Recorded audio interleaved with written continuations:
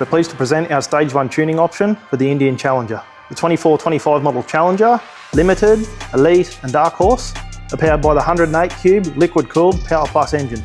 It's controlled by the latest variant Bosch MG1 ECU equipped with the latest anti-tuning protection. However, with our solution, flashing, logging and programming is available directly via the diagnostic port. From the factory, this platform is calibrated to meet global emission standards. These standards are essential for worldwide exports. However, they introduce conservative torque management, throttle control and fueling strategies that directly affect real-world rideability. Our calibration addresses these issues whilst maintaining complete rideability and durability. Before we begin any tuning process, it's important to ensure the motorcycle is in a suitable condition for tuning. Beginning with a pre-tuning inspection, we ascertain the overall health of the motorcycle and ensure it's fit for tuning. If you've installed a pipe or a filter upgrade, or both, it's also wise to pop the spark plugs, bore scope the piston crowns and ensure there's no lean detonation, which is a common issue in this engine. Then we commence with baseline dyno testing, data logging and reading of the factory control unit before we install any hardware or calibration of the Bosch ECU.